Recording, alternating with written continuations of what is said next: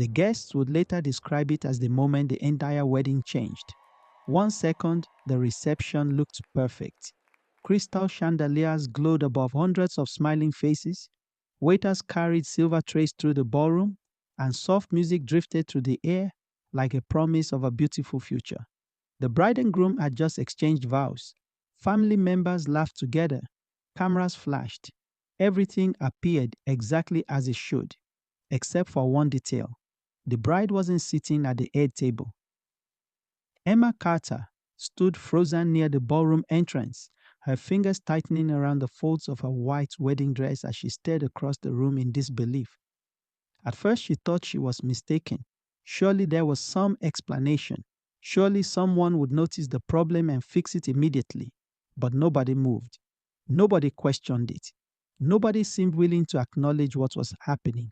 Because sitting beside her husband was not Emma, it was Vanessa, her best friend. The same Vanessa who had stood beside her through 15 years of friendship. The same Vanessa who had helped plan the wedding. The same Vanessa who had cried when Danielle proposed and promised she would do everything possible to make Emma's special day unforgettable. Now she sat in Emma's chair, laughing, smiling, and accepting congratulations from guests who appeared completely unaware of how wrong the scene looked. Emma felt as if the floor had vanished beneath her feet. A wave of memories flooded her mind.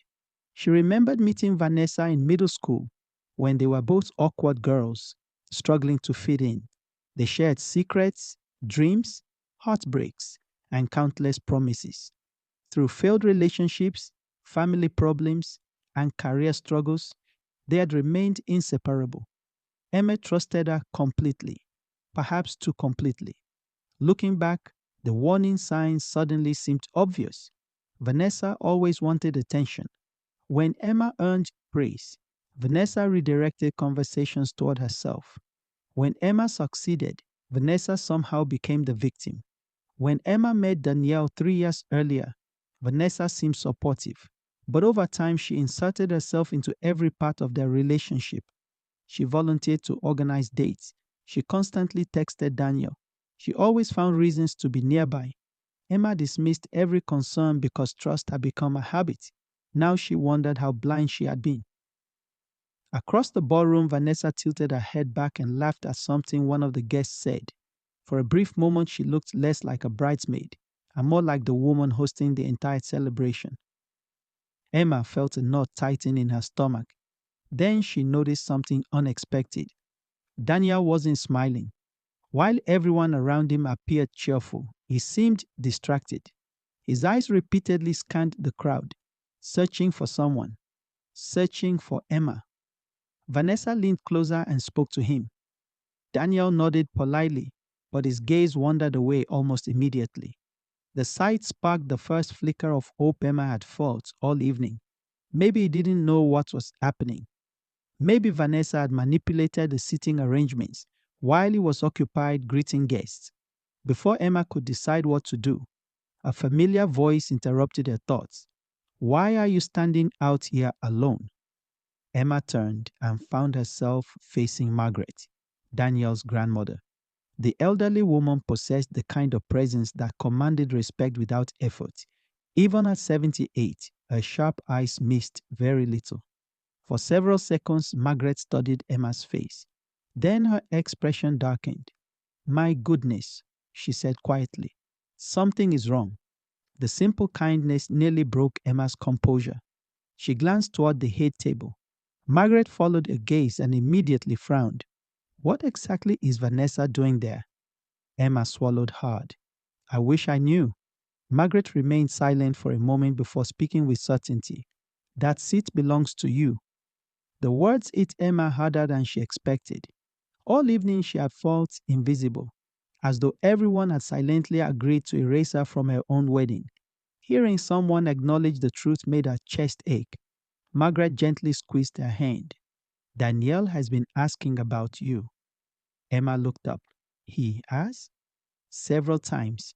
He looks worried." Across the ballroom, Daniel checked his phone before glancing toward the entrance again. His concern was becoming obvious. Vanessa noticed it too. For the first time all evening, her confident smile faltered. She immediately touched Daniel's arm and pointed toward a group of guests, as if trying to redirect his attention. It worked for only a moment. His eyes drifted back toward the crowd, searching. Emma's heart beat faster. Something wasn't adding up. Then another memory surfaced. 3 months earlier, during a wedding planning meeting, Vanessa had jokingly said something strange. "If you ever disappear, I'll take your place." Everyone had laughed, including Emma. At the time, it sounded harmless. Now it felt chilling. The more Emma thought about recent months, the more unsettling details emerged. Vanessa had insisted on helping with every decision. She knew the schedules, the vendors, the guest list, and every tiny detail of the wedding. She had access to everything, enough access to quietly reshape the day without anyone realizing it. A cold realization settled over Emma. This wasn't a misunderstanding, it was intentional. Inside the ballroom, the master of ceremonies stepped onto the stage and tapped the microphone. The room gradually fell silent. Guests turned toward him. "Ladies and gentlemen," he announced, "before we begin the speeches, someone special requested a few words." Vanessa immediately stood. Several guests applauded. Emma felt sick. Daniel didn't clap. His eyes remained fixed on the entrance, fixed on her. Vanessa accepted the microphone and flashed a graceful smile. "I just want to say how honored I am to be here today. I've been part of this journey from the very beginning." A few guests nodded. Vanessa's confidence grew. Sometimes the people closest to a story understand it better than anyone else. "I've helped with every detail of this wedding, every plan, every decision, every moment." The room remained quiet. Then she made a mistake. She looked directly at Daniel. "And honestly, after everything we've shared, today feels almost as special to me as it does to the bride." An uncomfortable silence spread across the ballroom. Daniel slowly stood from his chair. Vanessa's smile faltered. For the first time all evening, she seemed unsure. Daniel took a step forward. "Where is Emma?" he asked. The microphone amplified his voice across the room. Nobody answered. Vanessa forced a laugh. "I'm sure she's around somewhere." Daniel didn't smile. "She's my wife, and she should be sitting right here." Murmurs spread among the guests. Daniel turned toward the ballroom entrance. The moment his eyes found Emma, relief flooded his face, then anger, not at her, at the situation. Without hesitation, he crossed the room. Every guest watched. Emma felt tears sting her eyes as Daniel reached her. "There you are," he said softly. Then he took her hand and guided her toward the head table. The room remained silent as they approached. Vanessa stood beside the chair she had occupied all evening. Daniel stopped beside it, pulled it out, and looked at Emma. "Your place." Applause erupted. One table started it, then another joined. Within seconds, the entire ballroom was on its feet. Vanessa looked stunned as Emma sat beside her husband. Daniel remained standing. His gaze settled on Vanessa. "Why?" he asked. Vanessa swallowed. "I don't know what you mean." "Yes, you do." His voice stayed calm, but the disappointment was unmistakable. "You changed seating arrangements. You redirected guests. You've spent all evening pretending this was normal." Vanessa looked around desperately. Nobody came to her defense. The confidence she had won all day began to crack. Finally, the truth slipped out. It was always Emma. The room listened. She always got everything: the attention, the opportunities, the perfect life. Her eyes fixed on Emma, and then she got Daniel. The confession hung in the air. Years of hidden jealousy suddenly made sense. Years of resentment.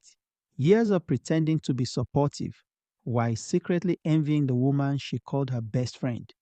Emma stared at her in disbelief. The friend she thought she knew seemed to vanish before her eyes. Margaret slowly rose from her seat. envy as a way of convincing people that someone else's happiness was stolen from them, she said, but bitterness only steals from the person carrying it. Vanessa lowered her eyes. For the first time all evening, she had nothing to say. No excuse, no explanation, no performance.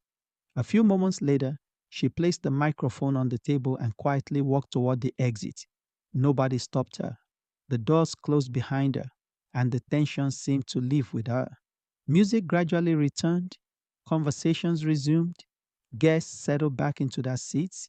Danielle sat beside Emma and squeezed her hand. "I'm sorry I didn't see it sooner." Emma smiled through her tears. "You saw it when it mattered." For the first time that day, she felt like a bride again. The celebration continued, but now it belonged to the people it was meant to honor. The speeches became heartfelt. The laughter became genuine. And as Danielle wrapped an arm around her shoulders, Emma realized something important. Vanessa had spent years wanting a life, but she had destroyed her own, chasing something that was never hers to begin with.